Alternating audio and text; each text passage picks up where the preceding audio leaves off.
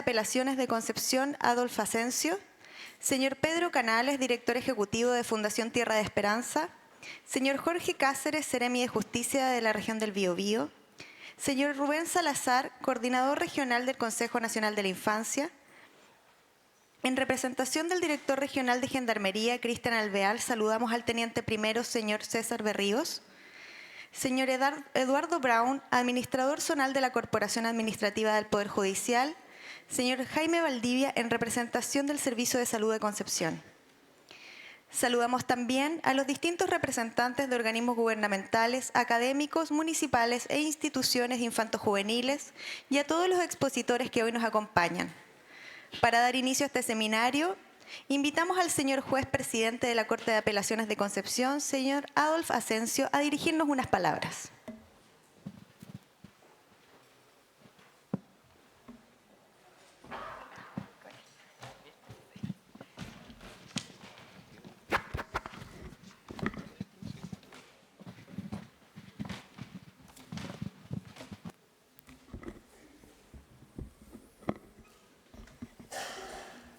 Muy buenos días a todos y a todas, y sean ustedes todos y todas bienvenidos en esta nuestra casa, que es también su casa. Para esta Corte de Apelaciones de Concepción, en particular para la presidencia de este año, todas las situaciones que se vinculan con menores de edad, como la Ley de Responsabilidad Penal Adolescente, son de la máxima relevancia. Es sabido que desde que se implementó este cuerpo legal, hace ya una década, se ha presentado una serie de problemáticas que se han generado, no sé si tan realmente o artificialmente en la opinión pública, y se ha venido generando una especie de sensación de indefensión respecto de aquellas situaciones en que intervienen menores de edad. Instancias como esta, pues, nos permiten analizar el tema desde diversos puntos de vista, contextualizarlo en su justa medida y llegar a conclusiones sobre cuál es la sociedad, la verdadera sociedad que queremos construir.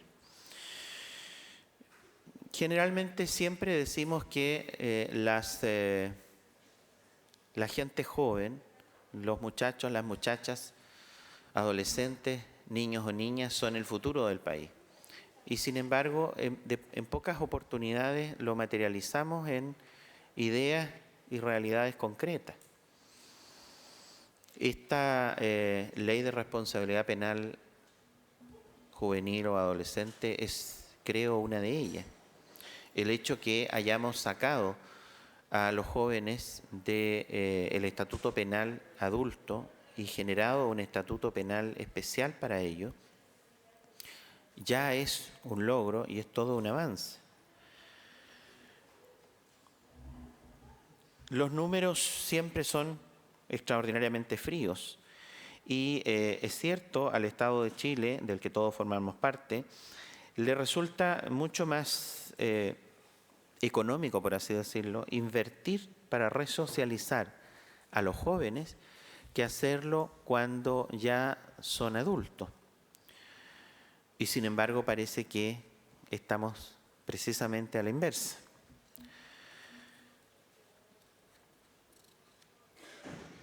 La inversión que el Estado de Chile ha hecho durante todo este periodo en la capacitación, la educación, tratamiento con profesionales especializados del área en los menores, pareciera ser que no es suficiente.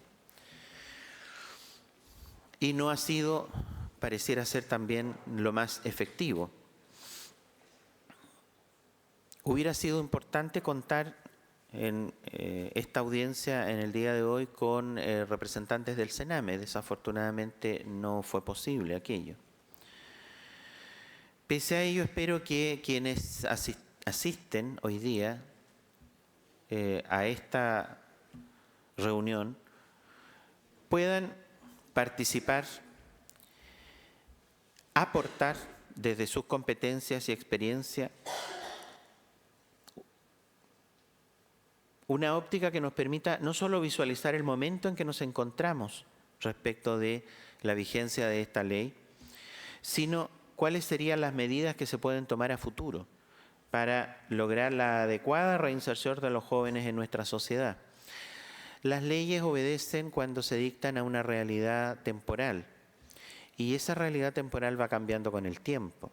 Para que nosotros podamos aplicar esa ley en el tiempo, se necesita que la ley tenga los rasgos de flexibilidad necesarios para que los tribunales la podamos aplicar. Hay ejemplos de leyes que han perdurado siglos y que los tribunales las podemos seguir aplicando perfectamente bien, adecuándolas al caso concreto y a la realidad que se va generando. Es difícil que una ley penal adolescente pueda mantenerse por un siglo, pero es necesario que se generen los ámbitos de adecuación suficiente y en eso está involucrado el gobierno, que tengo la certeza que es una de sus prioridades. No obstante todo lo que ha aparecido últimamente en la prensa y todas las realidades que hemos sabido respecto de los menores, es una preocupación del gobierno y es una preocupación también de los tribunales de justicia, que estas realidades que se materializaron en esta ley se vayan actualizando, adecuando a los tiempos y a las nuevas realidades, a los nuevos requerimientos, para poder así hacer un mejor trabajo. Sin más, les deseo que sea muy fructífera esta jornada y que ojalá podamos obtener conclusiones que nos permitan efectivamente materializar cambios, los cambios que se necesitan en esta ley. Muchas gracias.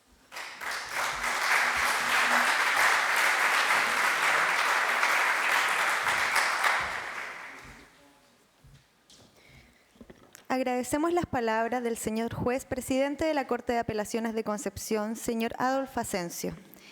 Invitamos al señor Jorge Cáceres, Seremi de Justicia, también a ofrecernos unas palabras.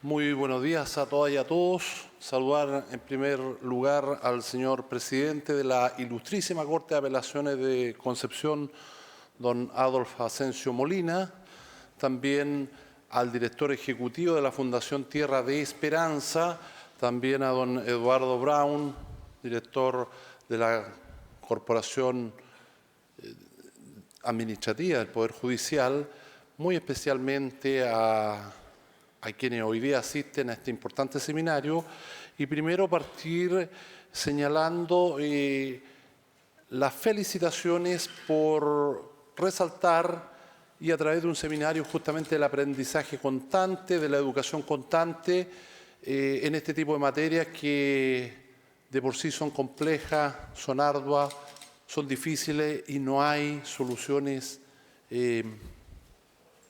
mágicas. Todo se va construyendo. Esta ley 20.084 nace con principios bien claros de protección. Estamos leyendo ahí cosas bien importantes, la protección hacia los niñas y adolescentes menores de 18 años.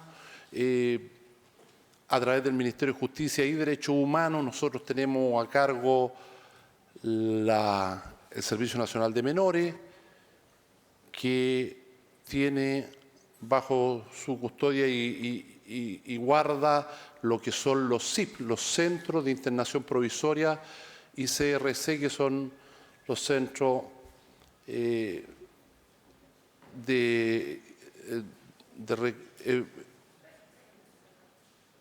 centro de reclusión y provisoria y temporal. ¿Qué es lo importante? Lo que yo he visto en estos casi 3 años que llevo más de 3 años que llevo en la Seremi de Justicia, que constantemente se van viendo avances, no obstante hay críticas al sistema, críticas constructivas. Una de las que yo veo respecto a la ley es que es bueno analizarla. Nosotros dentro del Sename tenemos el centro semicerrado y el semicerrado tiene un contingente a cargo del Sename, un contingente sobre 56 profesionales de primer nivel. y en este momento está subutilizado. 5 o 6 personas lo ocupan. Se darán cuenta que el Estado ahí tiene, por decirlo así, un gasto tremendo de recursos profesionales de primer nivel y lo ocupan 6 personas, claro, porque es el único centro en toda la región. Entonces un juez, claro, ¿qué es lo que va a decir un juez?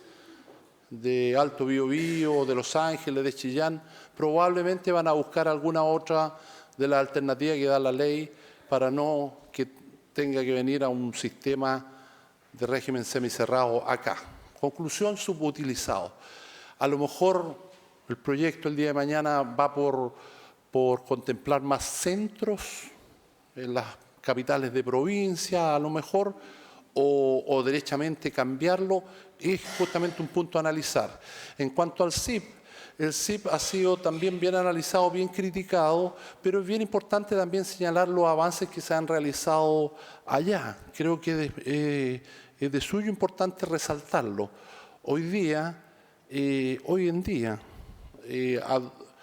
hay 12 jóvenes a nivel nacional que accedieron a la universidad desde los centros de internación provisoria.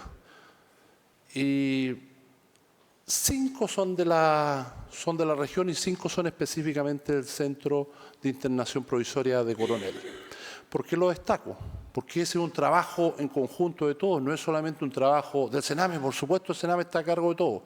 Ahí trabaja Fundación Tierra de Esperanza, haciendo un gran trabajo también. También destaco aquello porque, contrario a todo lo que se dice en la prensa, yo sé que ustedes son gente informada, por lo tanto van más allá de lo que se dice en la prensa, que se politizan los temas, lamentablemente todo este tema de delincuencia o delincuencia juvenil, se politizan y cualquiera creyera que el Sename es un horror. No, falso, al contrario, tiene una calidad de profesional, de hecho yo me admiro porque gente que llega a trabajar al Sename, aprenden el Sename, llegan muy novatos en todas las materias, psicología, trabajo social y todas las otras materias, incluso de abogados, jurídicos, aprenden el Sename. Aprenden, por supuesto, de la contingencia que hay, de los grandes problemas que hay y también de sus profesionales. Eso ha llevado justamente al avance en esta materia. Que 5 jóvenes del CIP-CRC estén estudiando hoy día en la universidad y se conecta además con el proyecto de nuestro gobierno, que están estudiando gratuito porque también les tocó y calificaban para la educación gratuita, que ha sido un proyecto relevante en nuestro gobierno porque creemos esencialmente en la educación. De hecho, soy convencido que estas materias, uno de los puntos relevantes es justamente la educación, y en eso Fundación Tierra de Esperanza nos ayuda, pero tremendamente en los centros. Y específicamente entonces que 5 jóvenes accedan a la universidad es que es realmente relevante, y podemos decir en beneficio de la ley después de 10 años que 5 jóvenes después de 10 años son los primeros 5 jóvenes del CIP-CRC de Coronel que van a la universidad. Creo que eso es relevante y creo que podríamos darle también un mérito a la ley, que vamos por la buena senda y que la ley está bien pensada, porque estamos hablando de jóvenes que están con un altísimo compromiso delictual y que accedan a la universidad, que es justamente lo que se propuso la ley, es justamente lo que se propusieron los legisladores cuando discutieron esta ley. Creo que vamos por la senda correcta. Así como empecé con la autocrítica y las situaciones que hay que mejorar, también termino con este mensaje de esperanza, porque quiere decir que la ley, a pesar de aquellas críticas constructivas que se puedan realizar, en el fondo es una buena ley y que permanentemente la vamos a seguir mejorando y contribuyendo. Felicito este seminario a sus organizadores, felicito la alta concurrencia porque eso demuestra la importancia que tiene el tema en la sociedad, en todos nuestros servicios, en nuestros organismos, y por supuesto estoy como representante aquí del Ministerio de Justicia y Derechos Humanos, también de nuestro gobierno, de la presidenta Michelle Bachelet, y por supuesto también del Servicio Nacional de Menores, que es el servicio que depende de nuestro ministerio, que ha sido tan vilipendiado, pero es tan importante, tan relevante, y felicito también a las y los profesionales de dicho servicio que hoy día se encuentran capacitando, que es lo que tenemos que hacer constantemente. Muchas gracias, felicitaciones y que sea una jornada de éxito.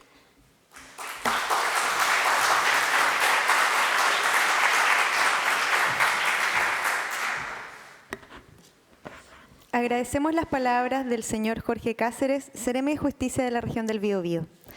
Fundación Tierra de Esperanza, presente desde las regiones de Tarapacá a Los Lagos, trabaja directamente con más de 5.000 niños, niñas y adolescentes cuyos derechos han sido vulnerados. De ellos, más de 2.000 participan en los programas de las líneas de justicia juvenil y tratamiento terapéutico en consumo de drogas para jóvenes infractores de ley.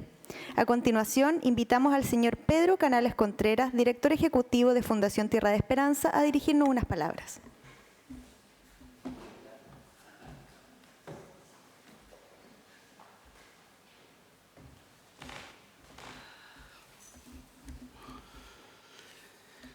Señor presidente de la Corte de Apelaciones, don Adolfo Asensio, señor Jorge Cáceres, Seremi de Justicia de la región del Biobío, señor Rubén Salazar, coordinador regional del Consejo de la Infancia, en representación del director regional de Gendarmería, don Cristian Alvear, saludamos al teniente primero, señor César Berríos, señor Eduardo Brown, de la Corporación Administrativa del Poder Judicial en la región, y el doctor Mario Valdivia, en representación del Servicio de Salud de Concepción.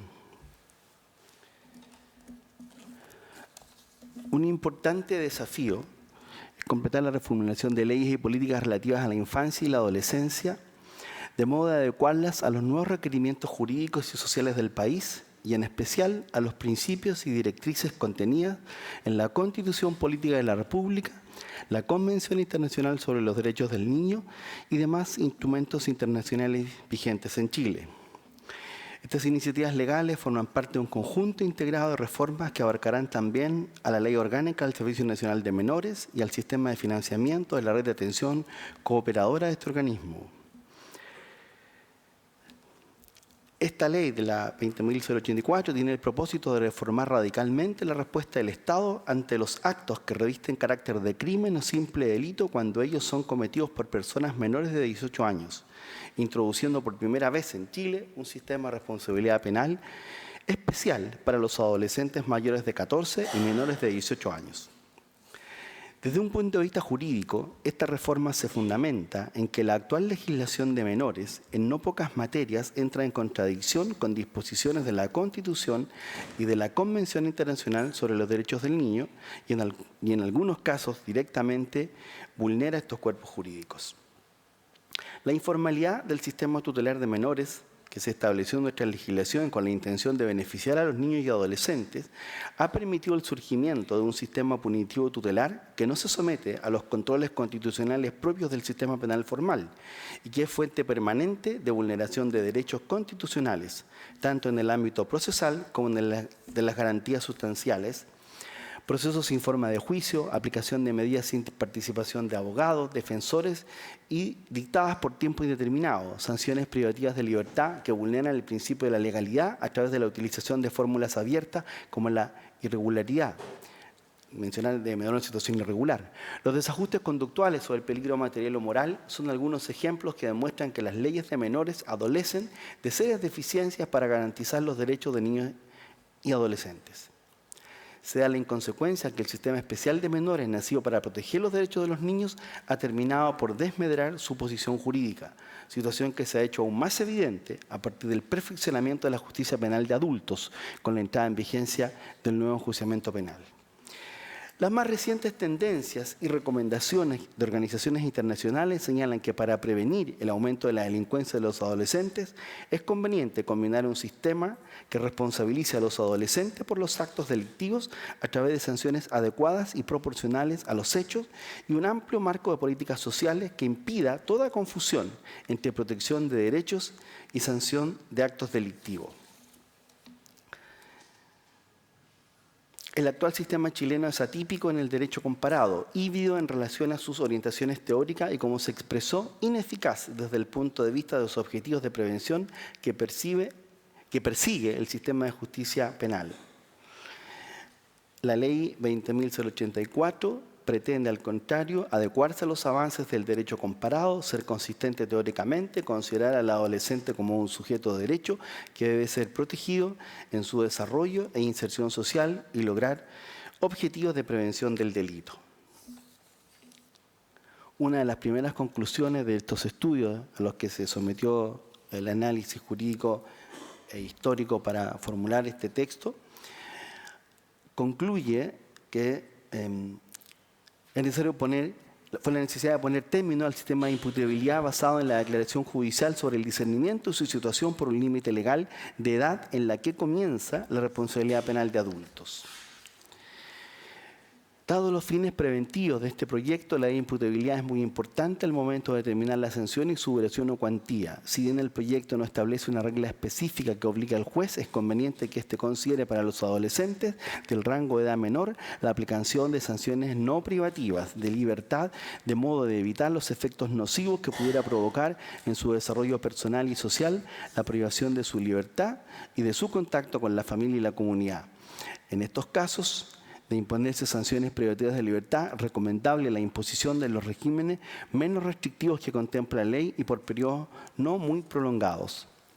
Por todo ello, consideramos que la propuesta contenida en el presente proyecto de ley constituye una herramienta eficaz para el trabajo preventivo y represivo de la llamada delincuencia juvenil, resguardando en cada una de sus etapas el correcto respeto por los derechos esenciales de cada individuo establecidos en la Constitución y que naturalmente le son aplicables en plenitud a los menores de edad. De este sistema esperamos recibir un tratamiento más justo, pero no por ello menos severo, que en base a un concepto de responsabilidad permita una mejor solución de los conflictos penales cometidos por adolescentes. Ello constituirá un gran aporte a la gestación de mejores relaciones sociales del todo más armónica entre todos y cada uno de los miembros de la comunidad, al posibilitar con respeto y dentro del marco de un Estado de Derecho la adecuada sanción de cada uno de los ilícitos que afecten a nuestra tranquilidad. Lo que les acabo de leer es parte del mensaje con que en el año 2002 el presidente Lagos remite el proyecto de ley a la Cámara de Diputados. Como ustedes pueden apreciar, el espíritu impreso en este mensaje es mejorar la condición de justicia juvenil para los adolescentes. La mayor parte del auditorio no es joven, los que somos más viejos sabemos lo que era el discernimiento. Y sabemos del arbitrio que cometían los jueces de menores en relación a declarar con o sin discernimiento. Algunos ingenuos como yo, psicólogos que informábamos a los tribunales de menores, durante un tiempo yo estuve declarando sin discernimiento y los enviaba al primer juzgado de menores de Santiago. Analizaba al chiquillo y declaraba sin discernimiento. Después de 10 o 15 informes, mi amiga Ana Luisa Prieto me llama al tribunal y me dice: Pedro, sus informes son buenos, pero a mí me corresponde declarar si hay o no hay discernimiento.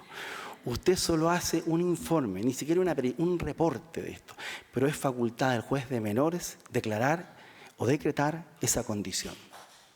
La verdad es que los jóvenes que cometen delitos en nuestro país están afectados por muchas circunstancias. Bien decía el Ceremi y también el señor presidente de la Corte, el impacto que tiene la justicia juvenil, la acción de justicia juvenil y los medios de comunicación. Veníamos conversando con mi amigo Decio Metifogo que la verdad que la incidencia respecto de tasa de número de jóvenes que están vinculados a hechos criminales que son sancionados por la RPA es aún un número absolutamente, y no pretendo ser populista en esto, absolutamente manejable hoy día. No es una situación desbandada, descontrolada, no es tierra de nadie los crímenes cometidos por jóvenes. Creo que los podemos manejar, operar y resolver. ¿Cuáles son las dificultades que tenemos? Hablamos de desertores escolares. Los alumnos no desertan de las escuelas, se van simplemente de las escuelas. Si no es un regimiento, no es una reclusión. Uno no deserta de un derecho. Hay derecho a la educación, por lo tanto digo, no quiero tu derecho, solo que el derecho a la educación parece ser irrenunciable porque si mi papá no me manda a la escuela lo castigan. Pero yo puedo dejar de tomar el derecho, pero no deserto del derecho. Entonces, requerimos mejores escuelas, requerimos mejores familias, mejores comunidades. Y no quiero ir a lugares comunes. Hemos evolucionado muchísimo en muchos planos.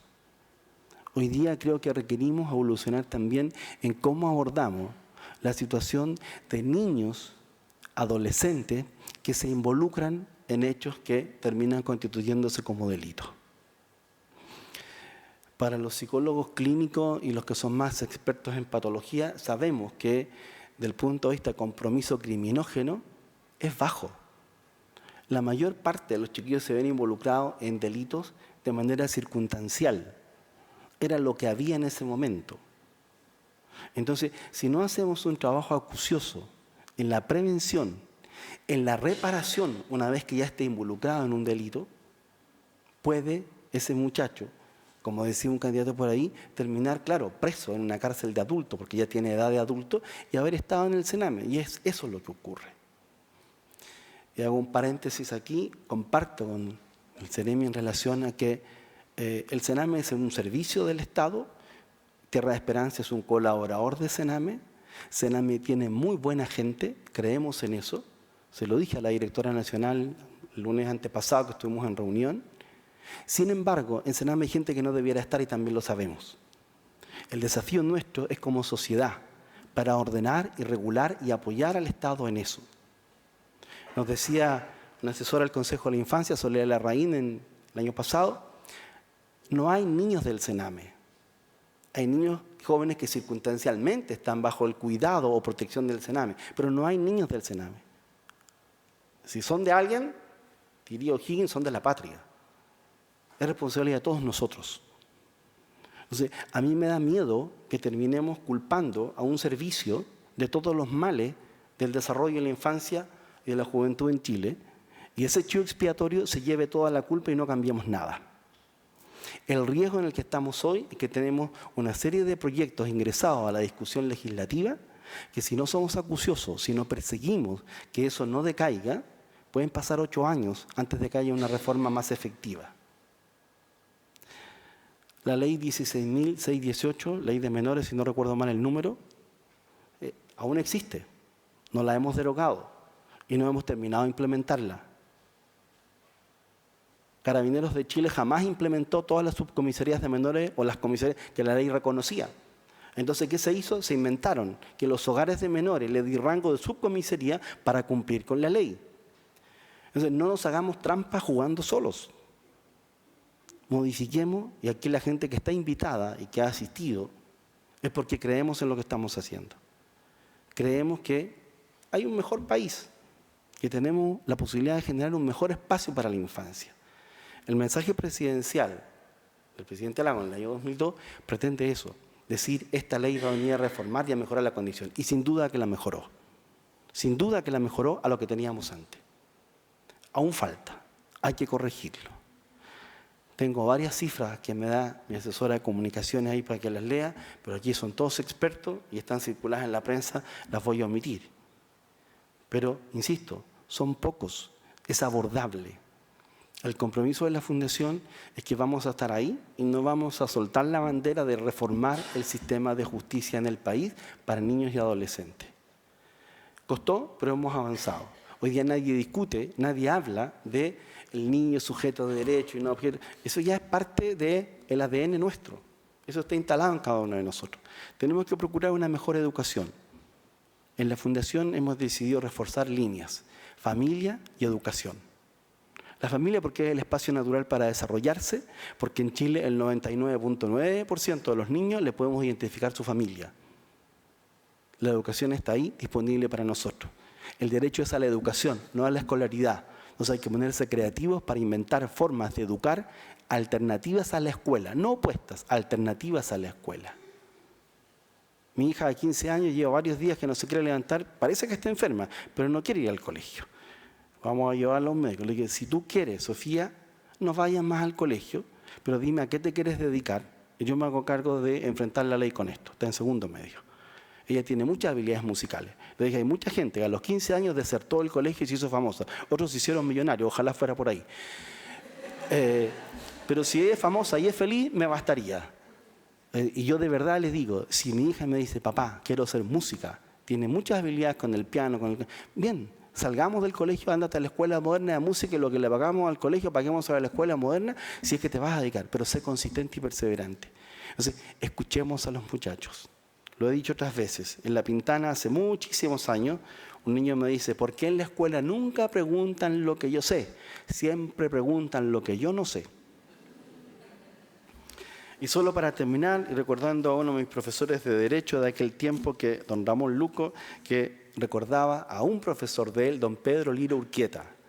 Decía, don Pedro Lira, un abogado del siglo pasado, en su apogeo en los años 50, dice, la justicia es el punto preciso entre la clara luz y la nocturna sombra, el momento en que el día se hace noche.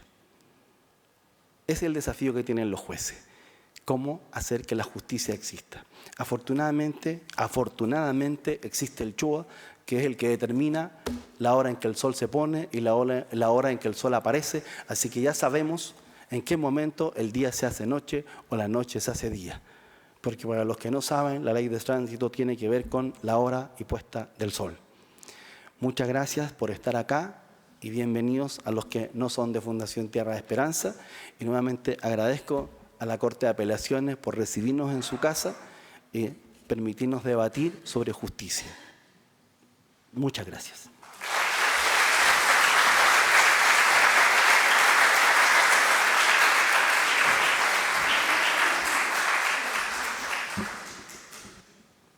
Agradecemos las palabras del señor Pedro Canales Contreras, director ejecutivo de Fundación Tierra de Esperanza. Para garantizar el bienestar y los derechos de la infancia y juventud, se requiere comprender sus problemáticas de forma activa, por lo que es necesario fortalecer un diálogo permanente entre las distintas instituciones con el fin de favorecer una mirada integrada, como lo es esta instancia, donde convergen el mundo jurídico, político, académico y de organizaciones que trabajan directamente con la infancia y juventud.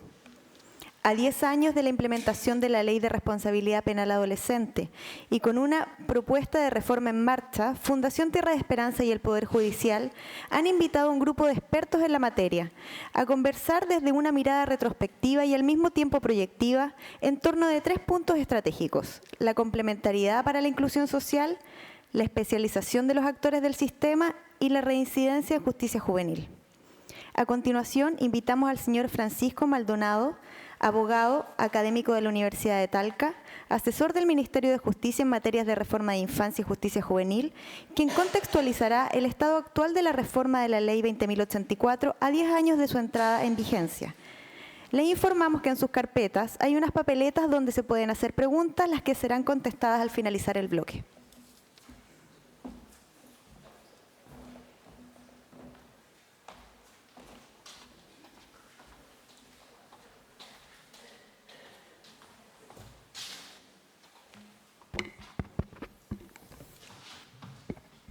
Voy a ayudar a evitar la tortícolis, entonces me voy a poner acá más bien para... buenos días en primer lugar. Quisiera agradecer muy profundamente tanto la organización de la actividad como a la fundación que me contactó. Tengo una relación de hace años con la fundación, con algunos de sus representantes, y tengo una de las mejores impresiones respecto a su trabajo, con lo cual eso de alguna manera ratifica el hecho de que el interés que se demuestra detrás de esta actividad constituye un motivo para felicitar, así que agradezco mucho el poder estar acá. La verdad, por razones asociadas al tiempo, voy a tratar de enfocarme en algunos contenidos bien particulares y alcanzar, si el tiempo lo acompaña, digamos, a poder resolver alguna inquietud, duda o aclaración o complemento de parte de ustedes que se requiera, tal como se anunció. Y quisiera partir, la verdad, con algo que no venía dentro de lo que tenía preparado, pero a propósito de lo que nos señalaba el director ejecutivo. Yo creo que, claro, un momento como este, en el que se celebran o se cumplen 10 años de la ley, es una razón, en primer lugar, para poder recordar lo que cambió la ley. Yo creo que en ese sentido el texto del mensaje al que se le acaba de dar lectura es bastante decidor. Yo no tengo acá las cifras en particular, pero nosotros como país sustituimos dos dinámicas de tratamiento que han sido profundamente criticadas de lo teórico, que son por un lado la dinámica tutelar y por otro lado la dinámica que conlleva aplicar el régimen penal de adultos a los adolescentes. por los déficits que conllevaban ambas materias. En el caso tutelar, esencialmente es la ausencia completa de garantías, y cuando hablo de garantías son garantías materiales, el motivo que justifica la intervención, el contar con un abogado, el poder siquiera tener la posibilidad de contrarrestar pruebas y dar por acreditado aquello que motiva la intervención, es algo inexistente bajo esa óptica, y a veces se nos olvida que hace 10 años y un día, o 10 años y 6 meses, esa era nuestra forma de trabajar. El otro día, en una actividad parecida a esta, Pablo Aranda de la Defensoría recordaba que él alcanzó a ejercer defensa bajo el sistema tutelar, y que le tocaba mucho que chiquillos que llegaban con alguna imputación de menor entidad preferían ser declarados con discernimiento y preferían pasar al sistema adulto, porque al menos tenían certeza de que tenían la posibilidad de alegar en contra y tenían la posibilidad de tener claridad respecto de qué significaba su condena. Bajo el sistema tutelar, un chiquillo de 14, 15 años, 16, con un hurto menor, podía perfectamente estar reorientado socialmente hasta el día de su cumpleaños número 18, y eso son 2 años y tanto de condena que ni siquiera el sistema adulto era capaz de administrar. Claro, esa lógica desapareció cuando implementamos la ley, y yo creo que constituye un motivo para estar contentos. Lo segundo, la cantidad de personas privadas de libertad materialmente, o que le llamemos privación de libertad, ha disminuido notablemente. Al margen de lo que pueden ser las críticas a la ley, yo no tengo acá la cifra exacta, pero estamos hablando de alrededor de 3.000 personas. Es muy difícil medir, además, quién de protección antes estaba privado de libertad y quién no, pero he visto cifras por ahí alrededor de 3.000 y tantas personas. Hoy día administramos un sistema que entre IP y condena bordea el promedio de 1.000 personas, 900, 1.100, o un chichoncito por ahí el año 2011, en que se incrementaron un poco las cifras. Y la verdad que para un país de, tampoco sabemos muy bien cuántos somos, pero más o menos 17 millones, tener alrededor de 1.000 personas en este tramo etario en el que se administra prisión de libertad parece algo, y disculpen el término, sensato, razonable, como una consecuencia de aplicación del modelo. Ni que hablar lo que existía antes, cuando directamente el sistema adulto no tenía ni siquiera una sección particular, estoy hablando antes del año 92, 93, para el tratamiento de las personas menores de 18 años. De modo que, en ese contexto, yo creo que la primera reflexión es que hemos avanzado, Pedro Canales lo da cuenta de manera bastante efectiva, y no solo a nivel teórico, sino que me ha avanzado en racionalidad. Y en esto quiero también recordar algo que puede ser un poco más discutible en cuanto a afirmación, pero también creo que hemos avanzado en materia de prevención, que es otro de los focos que se radica en el contexto de la administración de un sistema penal. Un sistema penal no resuelve el problema de la delincuencia, y yo creo que la mayoría de ustedes sabrán mejor que yo por sus diversas disciplinas que eso es así. Entre los abogados nos cuesta de repente, y en la clase política también cuesta un poquito más, que entiendan que el sistema penal no es para resolver el problema de la delincuencia, es simplemente una respuesta estatal que contribuye desde las herramientas que son bastante inútiles con las que cuente, que lo definen, para poder aportar en este sentido. Y en eso todo indica que aparentemente también hemos avanzado. Yo entiendo, porque me parece que es parte de su contenido, digamos, Rolando Melo va a dar cuenta de algunas cifras en el panel en que le va a corresponder participar, así que me las voy a saltar por razones de tiempo, pero estamos hablando de alrededor de 40.000 procesos al año que ingresan a fiscalía, ni siquiera judicializados, lo que dentro de nuestro universo de más o menos 17 millones parece algo relativamente razonable y a la baja, absolutamente a la baja. Y en eso también yo creo que estamos bien. La pregunta relevante a mi juicio, y con esto voy a entrar en contenido, bueno, ¿por qué todo el mundo piensa que la ley es mala?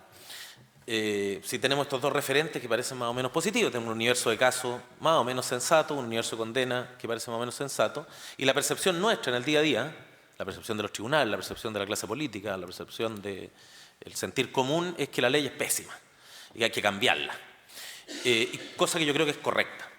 Y aquí pongo el acento precisamente en la modificación que implica el cambiar el sistema precedente por un sistema penal especial. De alguna manera, lo que hace el trámite anterior del discernimiento es habilitar la aplicación de un sistema penal normal, de adulto, a personas que tienen menos de 18 años, y eso es considerado desde el punto de vista de la Convención de Derechos del Niño como una herejía. Y eso parece sensato también, por distintas razones que no vamos a entrar a profundizar. Pero claro, la pregunta es, bueno, ¿En qué cambia este sistema que administramos entre 14 y 18 años? Y ahí yo tengo la sensación de que hemos fallado notablemente. Voy a dar 2 o 3 definiciones muy generales antes de entrar en un diagnóstico más preciso, pero cuando hablamos, y en esto difiere un poquitito de lo que recién se señaló, cuando hablamos de interés superior del niño, sujeto de derecho, sistema penal especial, y voy a citar una frase adicional, idoneidad, sabemos más o menos qué es lo que hay que hacer, y les voy a ser franco, me corrigen ustedes, pero no tenemos la menor idea de cómo. O sea, ¿qué significa? Yo he visto fallos, me disculparán, judiciales, digamos, pero donde se cita el interés superior del niño porque hay un niño entre medio, digamos. O sea, resolvemos un caso de custodia compartida, un caso de cuidado personal y aparece el interés superior del niño.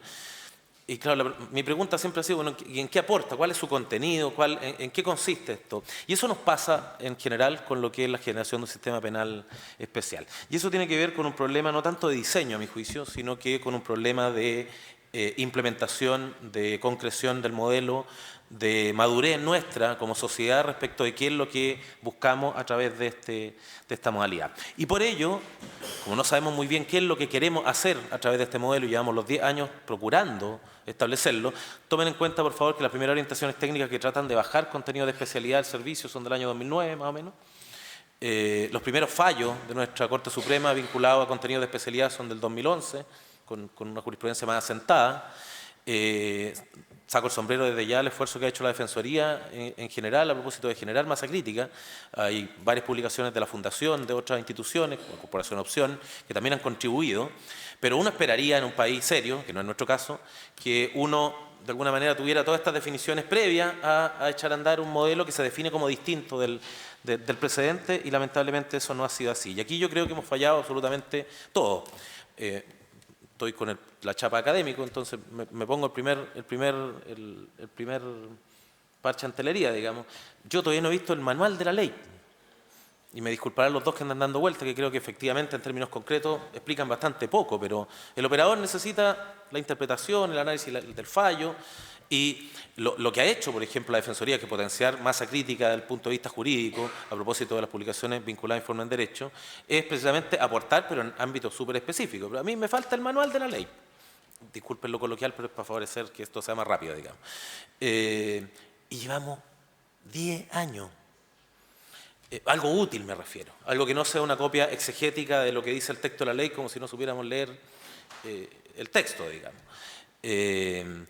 Para ir en la parte de lo académico. A nivel parlamentario, a nivel político en general, todo aspecto en que, por ejemplo, el proyecto de ley que se ingresó el año 2002 materializaba un contenido propio donde había que definir especialidad, ante la incertidumbre si estaba de noche o de día, que lo vean los jueces.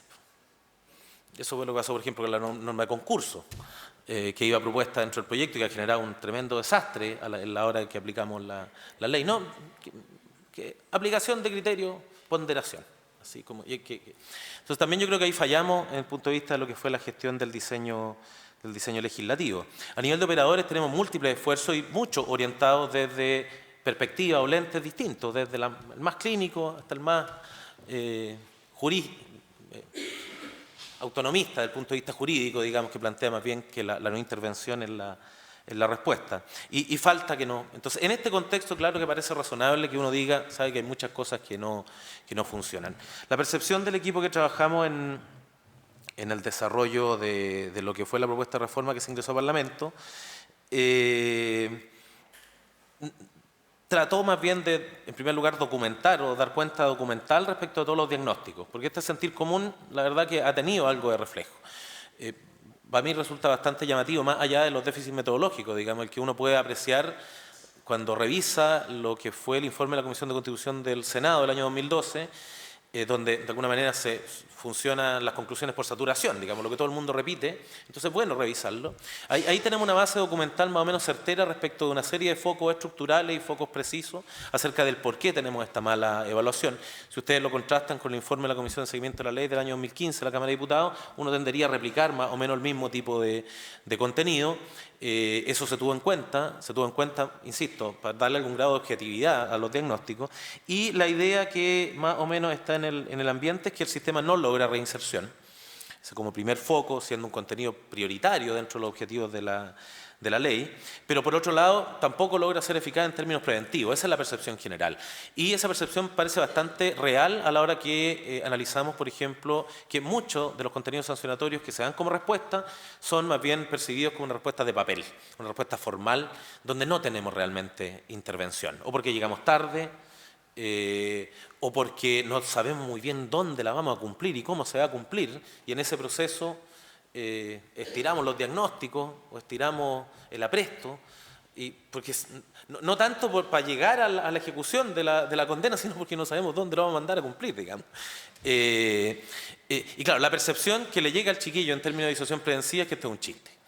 Y por ende, claro, hay algo real detrás de esa evidencia. Pero por otro lado, también es percibido como un sistema absolutamente injusto desde el punto de vista sobre todo de ciertos excesos que plantea el modelo, particularmente los casos concursales o los casos donde llegamos a la administración de condena muy alta, privativa de libertad, y particularmente por el sentido que se puede percibir a simple vista de las condiciones en que están nuestros centros y nuestros lugares de atención para la ejecución de programas que no satisfacen ningún estándar de derechos humanos, por lo menos a mi juicio personal. Particularmente si vamos a tratar de definir que esto es especial, porque vamos a tratar adentro a niños, a personas menores de edad, donde el estándar debiera ser un poco más alto, creo que esta conclusión es bastante irrebatible. Hay una percepción también de que el sistema no aclara todos los casos, y eso es más bien un sentir común respecto al sistema procesal penal. Nosotros sabemos que nuestro sistema procesal penal funciona básicamente con flagrancia, o sea, tenemos poca capacidad investigativa en general y de aclarar casos donde hay poco antecedente, poco dato, y eso, claro, se refleja también, porque la víctima sabe que, a fin de cuentas, la persona que lo contactó, quien lo agredió, era un menor de edad, y claro, para el sistema es un NN. Y como no es imputado conocido, no sabemos efectivamente. Entonces la percepción también arrastra a que el sistema no funciona, por esto que también es un problema que tenemos que ver a nivel de funcionamiento general del sistema. Y lo más relevante, a mi juicio, es que existe la percepción de que el sistema no se administra conforme a lo que fue proyectado. Y esto yo diría que tiene la mayor importancia, porque voy a leer una frase, digamos, que está extraída de uno de los informes que cité. Existen precarias condiciones materiales, técnicas y humanas para implementar la normativa. Ojo, precarias condiciones materiales, técnicas y humanas para implementar la normativa. Con esto voy a tratar de profundizar un poco uno de los conceptos que también escuchamos de parte del director ejecutivo, y que encuentro toda la razón, digamos, que el factor humano no es lo relevante. El tema del diseño. CENAME es un diseño, o corresponde a una institución cuya estructura y funciones fueron diseñadas en el contexto de la administración del sistema de la ley de menores y con un objetivo muy particular, apoyar a quienes desde el punto de vista de la sociedad civil contribuyen a hacerse cargo del problema que supone ciertas condiciones de riesgo que afectan a la infancia. Eso en términos globales, dentro de los cuales también se incluía a la población que delinquía. De hecho, como no los consideramos autónomos, el problema de las causas por las cuales delinquían estaba radicado precisamente en dicha condicionante. Y hablamos de colaborador y hablamos de subvención, porque esto desde este modelo no es definido como parte de una política estatal. O sea, el Estado no es el responsable de hacerse cargo de estos problemas. Eso es lo que está detrás de la definición de la ley de menores. Y simplemente se la radicamos a la figura del juez, y aprovechamos la solidaridad de la comunidad que se hace cargo un poco de esta problemática, y nosotros vamos a cumplir un rol de ayudarlos, apoyarlos para el desarrollo de esta función solidaria. Los problemas de infancia, desde el punto de vista de la ley de menores, no son problemas del Estado, no son problemas de derecho, por lo mismo, y esa es precisamente la lógica hacia la cual apunta el cambio. ¿Qué quiero decir con esto? La estructura de CENAME se creó para transferir plata. Y eso tiene base histórica, digamos, no es que se me haya ocurrido ahora. Y por ende todas las funciones, los perfiles, la estructura, los flujos, están pensados para esa función. Lo que hemos ido haciendo con el tiempo, de agregarle componentes técnicos, de exigirle respuesta técnica, de exigirle la planificación de una política de infancia, de exigirle una política criminal, de exigirle un aval técnico, son parches que le hemos ido colgando a la directora del árbol de Pascua, digamos, porque todo lo del niño ya le toca. Y algo de razón hay detrás de eso. Entonces, claro, es muy difícil pensar en que puedan existir condiciones de ejecución para una normativa muy precisa y muy particular que conlleva para el Estado la responsabilidad de administrar sanciones penales bajo un régimen especial, si para eso utilizamos un aparato, una estructura administrativa que no tiene un diseño acorde a dicha función. Entonces, nos damos cuenta que tenemos baja coordinación con los dispositivos estatales, SENDE, educación, salud. Pero si nunca se pensó que detrás de la estructura del Sename hubiera necesidad de coordinar nada. O sea, techo, comida, alimento, algo de orientación, y el resto habrá que tratar de hacerlo, digamos. Entonces, el funcionamiento es absolutamente artesanal. Normalmente, si toma licencia el contacto en la Dirección Provincial de Educación o en el Servicio de Salud, o toma licencia nuestro funcionario, se acabó la coordinación, digamos. Esto no está institucionalizado, es absolutamente artesanal, y muchas veces, cuando hay cambio de funcionario, nos demoramos un tiempo en regenerar este contacto, porque es estrictamente personal, no es institucional. Hay una baja capacidad de articulación. Adivinen por qué. Por lo mismo.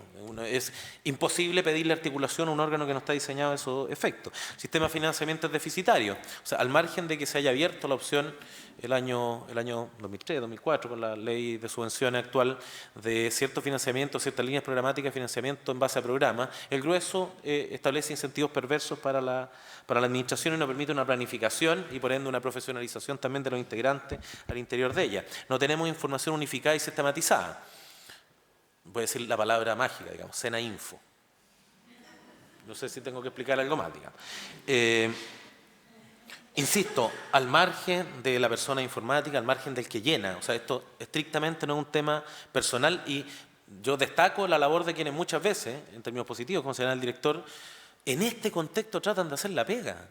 Esto es muy difícil, además. Entonces, al contrario, yo creo que deberíamos darle alguna especie de premio, reconocimiento de antigüedad por haber tratado de cumplir esto sin condiciones de ningún tipo. Si esto es como administrar una empresa de venta de yogur con una estantería, digamos, sin refrigerador, no sé si se entiende, sin cadena, sin proceso. Hay bajo número de profesionalización, y esto tiene que ver con las condiciones generales de los servicios, particularmente el sector justicia. O sea, justicia es un sector en general bastante deprimido en cuanto a inversión pública. Nuestro único hito en los últimos años, yo diría casi el siglo XX,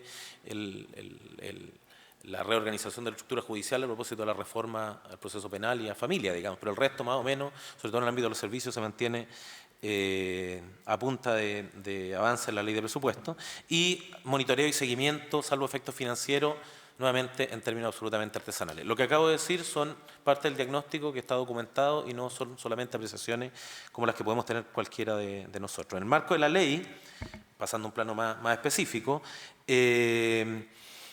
se han detectado límites mínimos y máximos relativamente cuestionables respecto de lo que ofrece la ley para cada una de las sanciones. O sea, intervenir 60 días, 2 meses en la mayoría de los procesos que conllevan intervención, todos sabemos que es relativamente ineficaz. Básicamente, cuando esto opera a propósito incluso del sistema de quebrantamiento, es disruptivo, y disruptivo allá y es disruptivo en el regreso. Y eso yo creo que es más o menos razonable. Los límites máximos pasa un poco lo mismo. La mayoría sabemos que no vamos a llegar al máximo, o por quebrantamiento, por sustitución. De alguna manera, planificar para una lógica más extensa no tiene mucho sentido, y destaco aquí también el punto de lo que significa la privación de libertad en un máximo de 10 años.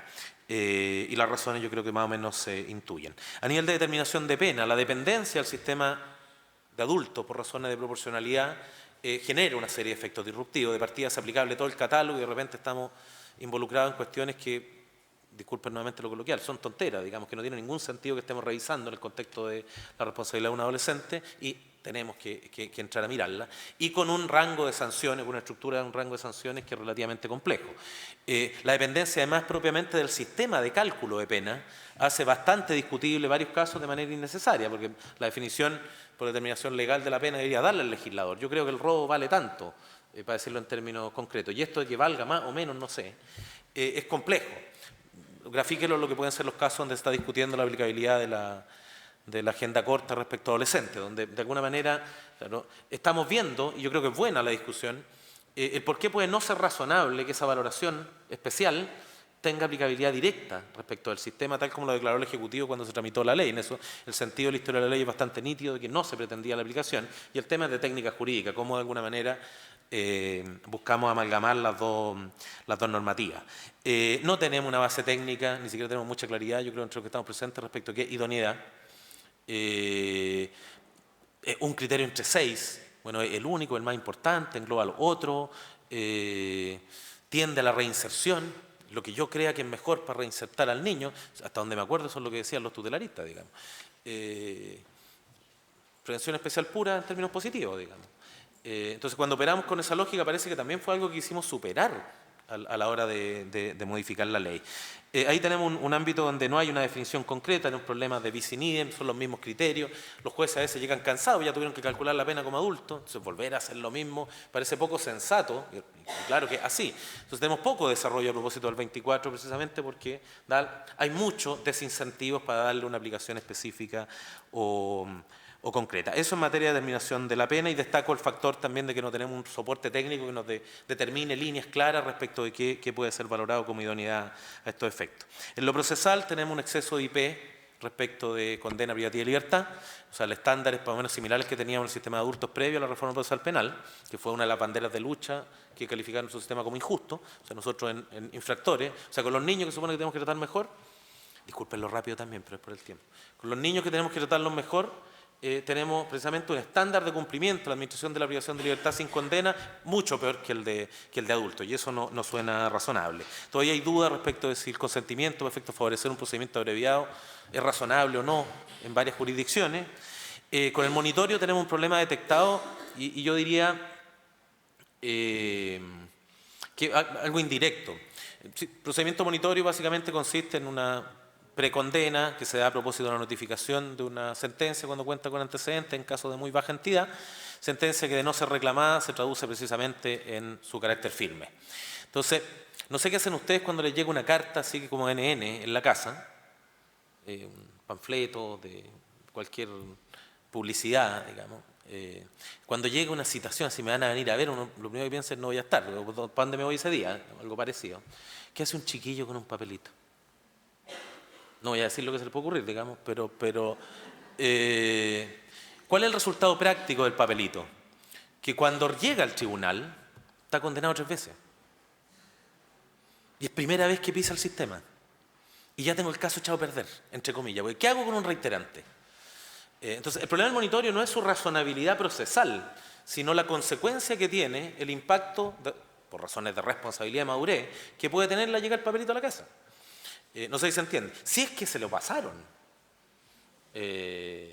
No sé si entonces, ahí tenemos un problema que es un poquito más complejo y que es más bien sistémico. En materia de condiciones asociadas a suspensión condicional del procedimiento, hay un estándar relativamente poco claro en la ley y límites temporales que también son. Esto es más o menos lo que se diagnostica a propósito de los instrumentos respecto de qué hacer.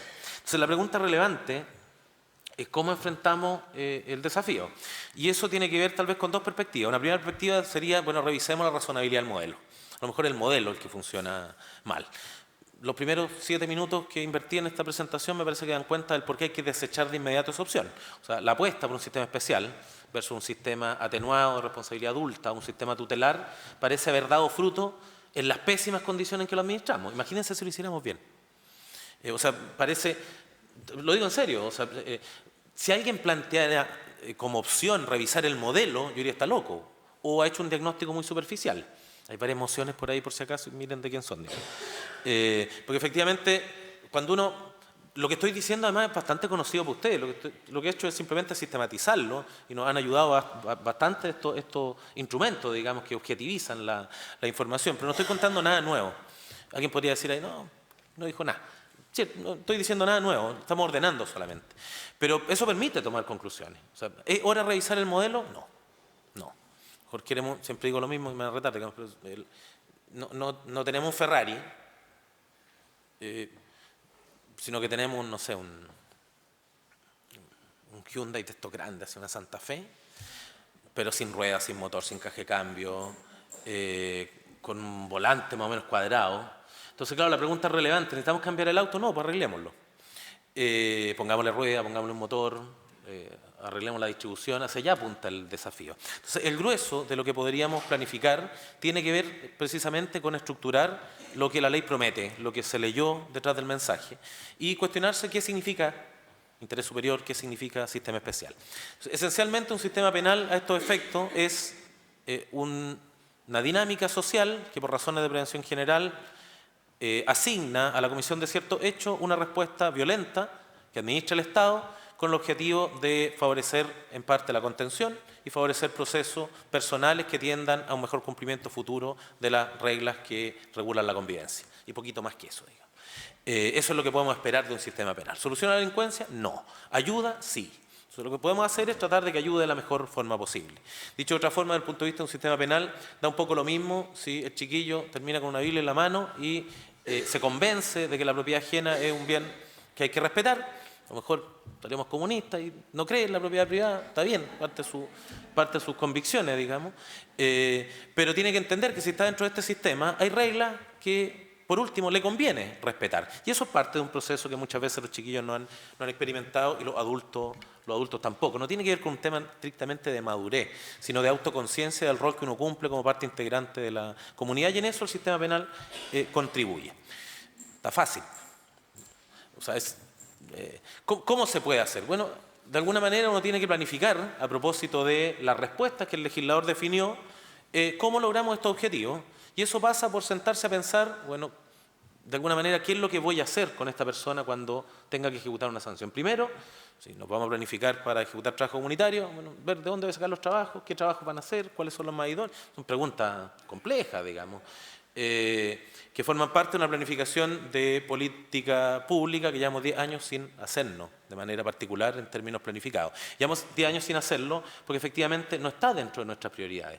O sea, conforme a nuestra estructura institucional, un conato de fuga que puede haber pasado ahora en la mañana termina resolviéndose en el escritorio de la directora nacional, y eso es disfuncional, eso es casi... con razón tenemos tantas farmacias, digamos, en este país, digamos, demuestra un poco que estamos bastante enfermos, digamos. Entonces, claro, la directora podría empezar, o la gente del ministerio podría empezar a pensar en estas cosas difíciles que le acabo de plantear alrededor de las 6, 7 de la tarde, cuando hemos terminado de revisar todos los cachos que nos ocupan en el día a día. Entonces, claro, la idea de alguna manera es que esto esté funcionalizado. ¿Qué quiere decir esto? Que hay que pensar en un modelo claro de intervención, con estándares mínimos a satisfacer para la ejecución de cada tipo de condena, a partir de los cuales estamos en condiciones de determinar qué tipo de funciones se requieren, tanto para su ejecución como para el soporte necesario para llevarla a cabo, empalmo en coordinación, empalmo en gestión de casos, empalmo en gestión de red, como necesidades mínimas a propósito de esta mínima planificación. Y luego tendríamos que pensar en una estructura de base que sea idónea para administrar cada una de estas funciones. Y eso se llama diseño de política pública, se llama servicio de reinserción en el caso de esta propuesta. Entonces, ¿qué fue lo que hizo el equipo? Esto, o sea, disculpen, sentarse a pensar efectivamente en qué consiste un modelo de intervención estructurado aprovechando la masa crítica nacional y comparada. No estamos exportando el último modelo neozelandés que demostró en base a práctica efectiva haber funcionado, sino que estamos definiendo un estándar elevado, pero un estándar mínimo de condiciones que se tienen que dar en cada proceso de intervención. Y eso pasa por preguntarse todo, pues, desde dónde van a estar, qué tipo de intervención se necesita, qué implementos necesitamos para cada intervención. Pregunta, ¿desde cuándo? Desde que llega al tribunal. ¿Hasta cuándo? Hasta el post-sanción. Con eso estoy reduciendo mucho. Ya tendremos, espero, en algún otro momento oportunidades para profundizar más en este contenido. Pero, insisto, cuando muchas veces la gente mira los contenidos que están detrás de las definiciones del modelo, del proyecto, todo parece evidente. Tan evidente que no lo vemos. O sea, ¿cuándo tiene que generarse el primer contacto? Cuando el chiquillo llega al tribunal. No tenemos que mandarlo por oficio y después tener que ir a verlo a la casa para notificar, no sé si se entiende. O sea, eso es para efecto incluso de generar una serie de tareas que favorecen el cumplimiento posterior, asociado a un proceso de convencimiento, asociado a un proceso incluso de convencimiento por la vía de la conveniencia que le significa evitar un quebrantamiento, evitar un incumplimiento. ¿Cuáles son los contenidos específicos? Y aquí podemos discutir entre los modelos más clínicos y para determinar cuáles son las necesidades de intervención. Y aquí yo creo que no hay que confundirse, porque una cosa son las áreas de trabajo que más o menos son conocidas, droga, salud, educación, violencia, etcétera, y una casita de alguna manera deja la intervención muy especializada. Y la verdad, con una especie de tamizaje uno podría más o menos identificar cuál es el nivel o índice problemático de cualquier metodología respecto de cada una de estas condiciones. ¿Qué es lo importante? Que lo hagamos, que lo tengamos relativamente estandarizado, que luego lo podamos medir, que lo podamos observar, cualquiera sea la perspectiva que está de base o que inspira la intervención que pretendemos posteriormente desarrollar. Evidentemente esto tiene mucho más complejidad. Nosotros en el proyecto tenemos previsto más bien un aproximado de 45 días hasta tener el plan específico de intervención, una primera baja en 7, para poder dar una orientación que nos permita llegar rápidamente a los casos que judicialmente se resuelven en términos prontos. El caso más complicado aquí es el que se formalice y resuelve de inmediato, por ejemplo en base a una salida procesal, porque evidentemente en menos de 12 horas es técnicamente imposible esta planificación. Pero en la medida que vayamos estructurando esta forma de trabajo, esto es como se resuelve en la Corte las prisiones preventivas, digamos, la apelación de IP. Uno más o menos los criterios los va afinando, digamos, pero hay que definirlos previamente. Y esa pega tenemos que hacerla a propósito de un modelo más exigente. Conlleva esto que tenemos que cambiar nuestras dinámicas, que no va a ser tan al ojímetro, que no vamos a tener que pensar en cada uno de estos factores y en cada una de las etapas. Así, pues, esa es la pega, digamos. No, es como la arsenalera tiene todos los implementos, están esterilizados todos. A los 5 allá no me acuerdo, la verdad, pero parece que sí. No se puede, pues tienen que ser todos. Y aquí insisto, no se está definiendo nada que sea muy novedoso. Evidentemente la intervención está planificada con una base muy potente a propósito de lo que es la gestión del plan. O sea, alrededor de 15 días deberíamos tener una información más o menos definitiva respecto de estos contenidos, para efecto que el juez pueda trabajar, fiscal y defensor, en solicitudes de cautelares, en solicitudes de salidas procesales e incluso en la audiencia de determinación de pena. Y el paso final que está previsto en la ley como una modificación del plan, el ajuste que entendemos que puede estructurarse a partir de más o menos los 45 días. Voy a ser muy sintético. A partir de este contenido uno puede estructurar todo lo que va arriba.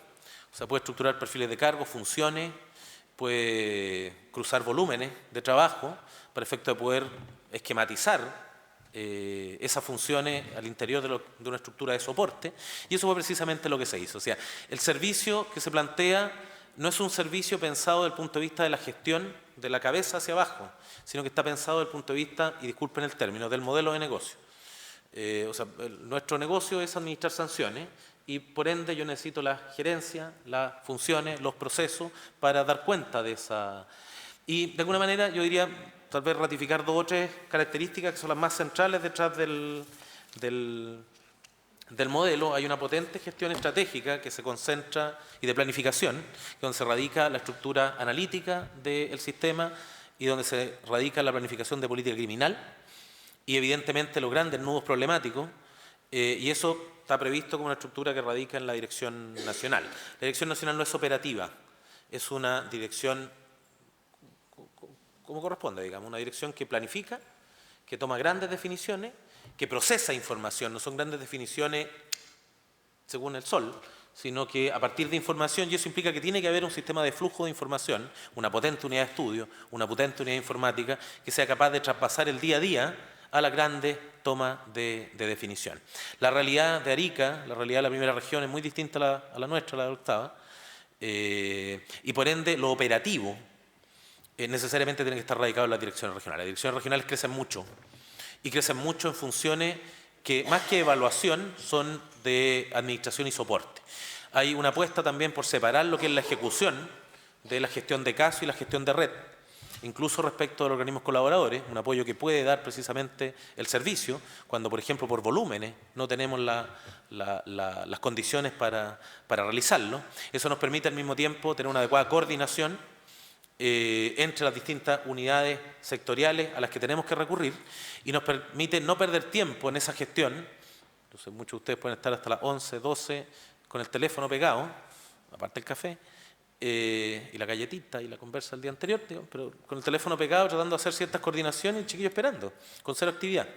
Claro, en la medida que logremos separar esas funciones, de alguna manera vamos a tener la posibilidad de llevar a cabo nuestra tarea. Y si nuestra tarea es intervenir, es distinto a planificar y es distinto a coordinar. Evidentemente, en la medida que nos vamos achicando, esto hay que juntarlo, pero también es proporcional al volumen de carga de trabajo. Entonces, la gestión operativa y el proceso de externalización en general se radica en sus definiciones más fundamentales en las direcciones regionales, y eso la hace mucho más potente. La gestión de soporte, particularmente en lo informático, es determinante porque precisamente permite viabilizar la interacción entre los distintos procesos. ¿En qué se está pensando en materia de coordinación de casos, por ejemplo? Y lo digo de manera muy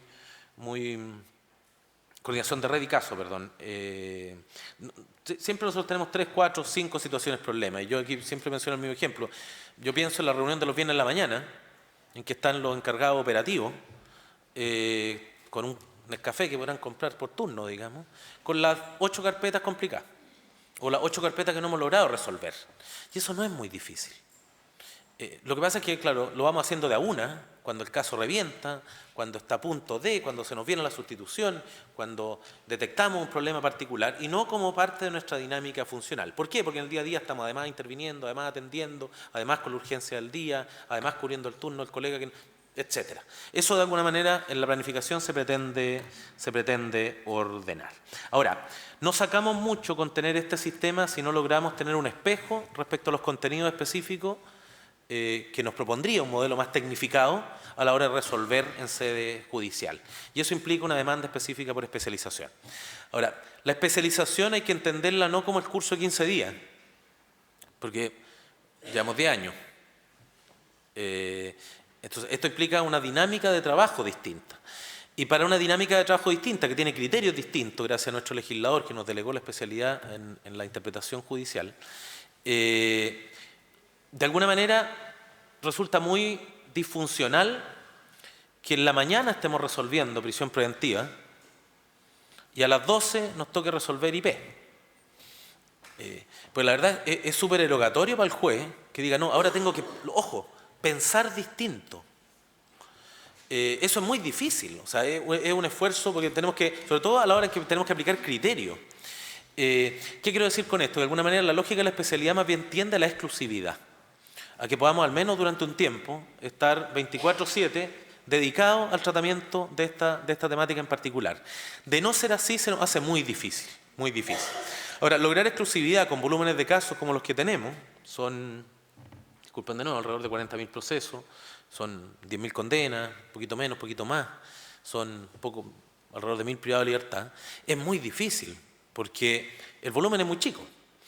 Y eso implica que o vamos a estar desocupados el martes, si especializamos así a rajatabla, y no me van a dar la plata para que efectivamente usted esté desocupado de jueves a domingo, o seguimos el criterio tradicional asociado a volúmenes y carga de trabajo, que de alguna manera es por lo que se inclina el proyecto de ley. Con eso se logra una cobertura alrededor del 58-60% del volumen de casos presentes a nivel nacional, y conlleva, yo diría, 3 tipos de estructura. Se generan unidades de jueces, fiscales y defensores dedicados 24/7 a esta dinámica. En los lugares donde se logra generar más de una unidad de juez de garantía, se constituye una sala dedicada exclusivamente. Eso, por ejemplo, se ve como un tribunal. O sea, es una sala, pero podríamos cambiar el lechero. Sala 6, tribunal de RPA, y es lo mismo, para efectos prácticos. Claro, en el Centro de Justicia se crea como unidad administrativa. Son 6 jueces, el volumen de casos es considerable.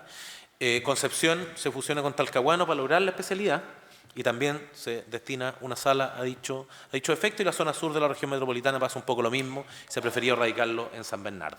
En el resto, la idea es que esa unidad, donde hay un solo juez de garantía con el resto de los especializados, puedan operar más o menos con la misma dinámica en Iquique, Antofagasta, Valparaíso, Viña, Rancagua, Talca y Temuco, que es donde el volumen lo permite. En el resto del país y en audiencia oral se obliga por ley a que haya funcionamiento en sala en base a agenda, donde esperamos que por la vía de la gestión administrativa logremos concentrar a las unidades especializadas de Fiscalía y de Defensoría para que puedan organizarse para atender ese tipo de casos. ¿Sería imaginable un modelo distinto? Sí. De hecho, durante un tiempo trabajamos una dinámica que era bien innovadora, digamos, tendría que ver con la modificación de los territorios jurisdiccionales, cosa de poder funcionar con desplazamiento y agenda, cosa que las unidades se fueran moviendo. Y con eso, fuera de Isla Pascua, se lograba una cobertura más o menos completa, con las dificultades que eso conlleva. Y claro, eso es un esfuerzo institucional mayor, sobre todo implica cambios de cultura. Pensemos en, por ejemplo, nuestra estructura en el Ministerio Público, nuestra estructura en el Poder Judicial. Es difícil hacer un cambio de mentalidad, pero sería la única alternativa para mantener la exclusividad y lograr abarcar el resto del 40%. Entonces el componente de especialización también va. El grueso, modelo de intervención, servicio especializado, especialización judicial. Se agrega un componente de justicia restaurativa, voy a ser muy breve. No se modifica el estándar general de los casos que pudieran ser derivables a justicia restaurativa. Se considera en el fondo el marco que da el principio de oportunidad, el archivo y las salidas procesales. O sea, ese es el volumen de casos, incluyendo los delitos o especificando los delitos que no son mediables. Saquen la cuenta, digamos. Homicidio, violación, etc.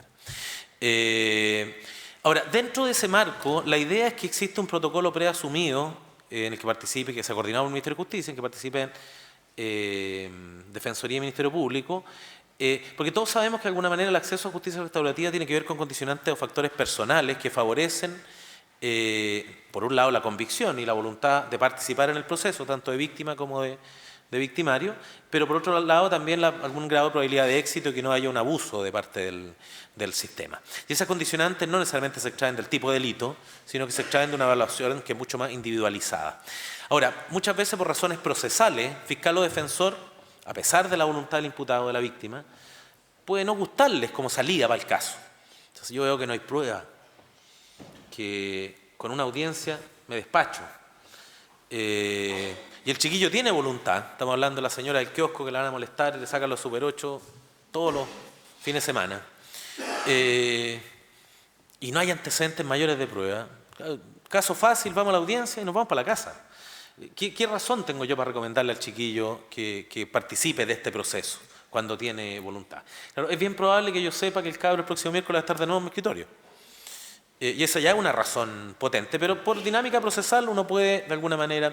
Ahora, ¿qué pasa con un cabro, y eso es lo que se ha previsto, que cumple un poco con estas condiciones y o el fiscal o el defensor no quieren que vaya? ¿Qué resuelve el juez? De alguna manera el protocolo prefijado da la válvula precisamente a los interesados, víctimas e imputados, si cumplen con las condicionantes predefinidas, al margen de la conveniencia procesal específica del caso, tienen derecho de participar en el proceso y para eso también se ha dispuesto un dispositivo en el propio servicio, que es el que coordina la prestación del servicio de justicia restaurativa, para que pueda brindar la información correspondiente a la víctima y al imputado al margen del papelito, del panfletito que le van a entregar a la salida de la audiencia. La apuesta es no demasiado ambiciosa, pero es muy tecnificada. La idea es contar con pocos casos, con buenos mediadores, cosa de favorecer un estándar relativamente razonable de resultado positivo. El resultado se comunica, si no ha habido formalización, al Ministerio Público y se archiva. Si ha habido formalización, se comunica al tribunal y se sobresee. El resto hay una dinámica también estructurada, pero los detalles los podemos dejar para otra instancia. Ahora, ¿cómo se hace esto? Con ganas, con apoyo de las universidades, con formación. Nosotros no tenemos módulos, ni siquiera las plantillas de formación básica. Lo que aprenden los interventores lo aprenden en la calle, en el proceso. Eso, claro, si queremos contar con una masa profesionalizada para intervenir, es muy difícil en esas condiciones y por ende acá tenemos que desarrollar una serie de procesos de acompañamiento vinculados a estar a la altura del desafío. A mí me interesaría que haya gente en la cola, todos los cuales cumplan con el perfil idóneo. Y eso hoy día no lo tenemos. Muchas veces funcionamos en base a vocación. La vocación a los 6 meses, cuando nos obligan a estandarizar, se cansa, se acaba, se nos desgasta, y eso es parte también de las explicaciones de la rotativa. Y de alguna manera hemos diagramado un esquema de ingreso de sueldos que permita ser compatible con el desarrollo de una profesión tecnificada. En un colegio, un problema escolar, el chiquillo disruptivo, se lo manda al neurólogo a ver si le da pastilla para que le solucione el problema a la profe. Si no funciona, el neurólogo fue más o menos responsable, digamos, era amigo, no tenía boleta de por medio, lo mandan a un terapeuta específico ahí del colegio que va a ayudar a controlar el tema. Nosotros tenemos puros cabros que con suerte necesitan un terapeuta con formación especializada. Y ese es el estándar. Consecuencia, esto necesita plata. Tanto en el sistema abierto como en el sistema... Y eso implica una modificación al régimen de subvención, una modificación al estándar básico de la gestión y una modificación evidentemente al presupuesto que hoy día se dispone para el servicio. Para serle franco, no recuerdo la cifra exacta, pero el servicio diseñado en esta forma cuesta alrededor de 130, 132 mil millones de pesos. Esto significa que lo que hoy día gastamos en justicia juvenil recibe un incremento de alrededor del 30%, son 42, 43 mil millones de pesos, y están considerados un gasto de inversión en alrededor de 68 mil 1.000 millones de pesos. Es decir, la pega por lo menos el diseño de lo que hay que hacer y de cuánto necesitamos para que funcione está hecha. Y esto, tema aparte, la verdad es que la disposición que tuvo la Dirección de Presupuesto, en este caso en particular, la pega de la Dirección de Presupuesto es primero, segundo y tercero decir que no, y después regatear. El turqueo, digamos, es parte de la escuela formativa cuando uno ingresa a trabajar en la Dirección de Presupuesto. Y la verdad es que la perspectiva que tuvimos para este diseño fue absolutamente distinta, algún grado de compromiso personal de parte del director Granado, de modo tal que no vamos como siempre a lo que resulte, sino que vamos más o menos con un diseño relativamente serio y estructurado en base a las necesidades profesionales de administración y de gestión y sobre todo de gasto de infraestructura, a diferencia de otros procesos de reforma equivalente.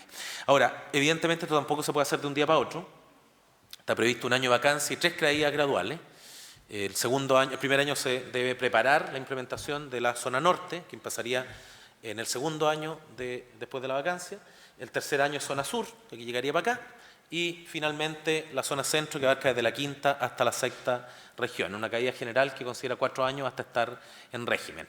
Dentro de eso, en cada año correspondiente está previsto el desarrollo de las inversiones y está previsto el desarrollo también de todos los procesos licitatorios, de preparación de casos, capacitación interinstitucional, para que operemos con los criterios más o menos predefinidos. La idea es que el primer día no empecemos a ver cómo lo vamos a hacer, sino que el primer día empecemos a trabajar conforme a la nueva dinámica. Y esto conlleva que el proceso de transición del año anterior es muy importante para efecto de cómo vamos al año siguiente a desarrollar las distintas funciones. Más de alguien dirá, bueno, pero habrá que cambiar la ley también. La idea de cambiar la ley es modificar todo aquello que constituya un déficit grueso, un ripio, no una piedra, una roca en el zapato que no permita funcionar, y básicamente todo aquello que es disfuncional respecto de cómo se proyectó el modelo de intervención. Esos son los ejes de la reforma a la 20.084 y por ende una reforma que se define esencialmente como acotada y dispersa. Son varios puntos, pero ninguno de ellos constituye un cambio para el Ferrari. Son cambios necesarios para que echemos a andar el manubrio, el volante y la caja de cambio. Se suprime la sanción accesoria. O sea, si el modelo va a garantizar intervención o tratamiento en droga, para todos los casos, no tiene ningún sentido que tengamos un pronunciamiento específico, que además todos sabemos que muchas veces es disfuncional por el momento, etcétera, etcétera, o por los antecedentes con que se cuenta. Se modifican algunos mínimos. Semicerrado, el equivalente al semicerrado, digamos, no tiene mucho sentido intervenir previo a 6 meses, o con menos de 6 meses, lo mismo privación de libertad en un año. En materia de libertad asistida, la simple iría de 6 meses a 18, la especial de 6 meses a 3 años, como rango de trabajo. Para la determinación de la pena se establece una cesura específica del debate, lo que implica que vamos a tener un debate distinto para la determinación de la pena. Los 5 días son muy pocos, ya dijimos que necesitamos para el tamizaje inicial 7 y por ende nos damos ese plazo, a diferencia del Código Procesal Penal, tampoco podemos dejar pendiente la definición del tipo de condena tanto tiempo. O sea, si yo estoy arriesgando privación de libertad, créanme que es el primero que está en la frontera al día siguiente del veredicto, digamos, no. Casi que los 7 días son muchos, y eso es razonable como medida de auto. O sea, la pega del imputado es esconder las pruebas y arrancarse. Eso es parte de su función natural, digamos. Y es lo que haríamos cualquiera en esa condición. Pero la idea es que contemos con un informe técnico coordinado con los criterios que van a definir la intervención y que haya un equipo que sea capaz de generar ese informe técnico y tengamos un diálogo respecto a sus contenidos de parte de todas las instituciones que van a tener que analizarlo, particularmente del Poder Judicial. Es decir, la información del dispositivo colocado en el tribunal no es solamente una información de cupos, sino que es una información que tiene por objeto generar una serie de funciones, enlace, información respecto al chiquillo, información de cupo y de dispersión temática y sostener lo que son los informes técnicos previamente elaborados por parte de personal del nuevo servicio. ¿Se puede ocupar en otra instancia el informe técnico? Sí, para resolver cautelares y salida alternativa. A riesgo, evidentemente, de la parte que extracta el defensor o el fiscal, para colocarla en audiencia y evidenciarla, y sobre todo con la garantía de cautela e imparcialidad respecto a la resolución final. Dicho de otra manera, si yo ya estoy prejuzgado como unidad jurisdiccional, como juez de garantía, y me corresponde luego dictar la sentencia condenatoria porque accedí a una información que está en el informe técnico, que yo debería tenerla para resolver qué pena aplicar, pero no para resolver si fue o no fue, no sé, el tipo tiene historial de 5 robos de bicicleta rosada y lo están imputando, adivinen de qué. No se entiende, ¿no? Claro, en ese caso está prevista la inhabilitación y la necesidad de sustituir al juez para garantizar imparcialidad. La valoración respecto a la conveniencia del uso de un informe técnico previa es de la defensa, de la estrategia de la defensa o de la fiscalía y en paralelo está previsto también la posibilidad que tiene el chiquillo de pedir actualización del informe cuando ha pasado mucho tiempo o necesitamos modificar parte de lo que ahí se ha diagnosticado o ha sido parte del trabajo que hemos desarrollado en la aplicación de una cautelar, por ejemplo, durante el tiempo intermedio. Se accede a la posibilidad de derivar a justicia restaurativa la determinación de las condiciones de cumplimiento de la reparación del daño y del servicio. Porque de alguna manera entendemos que ahí pueden haber acuerdos entre quien aparece como ofendido y el imputado que pueden favorecer el proceso que pretendemos detrás de la ejecución de estas condenas. Si no hay acuerdo, se sigue el procedimiento absolutamente normal. Importante, se reformó el sistema de quebrantamiento e incumplimiento de condena. O sea, desaparece la lógica de ir por un ratito y volver, y más bien trabajamos en dos dinámicas. Se separa estrictamente lo que es el incumplimiento, el chiquillo que no llega, donde la verdad tenemos que trabajar por vía de apremio, más que trabajar por vía de una modificación de la intervención. El apremio se justifica por el desacato, digamos. O sea, ¿va a implicar que un cabro que no quiso ir lo van a agarrar preso? Puta, sí, pues. ¿Qué quiere que le haga, digamos? Esto no es invento de la rueda. El chiquillo sabe y ahora va a tener todas las oportunidades, lo van a contactar, va a estar notificado. Van a ver. No estamos hablando de lo que tenemos hoy día, sino una dinámica que sí funciona, y en ese contexto el tratamiento del incumplimiento tiene que tener una respuesta por la lógica del apremio. Y los incumplimientos van en escalada. Se incrementan las condiciones, se revisa el plan para favorecer una intervención un poco más enérgica, y en segundo lugar, en caso reiterado y grave, ya tenemos que pasar simplemente a la sustitución de la sanción.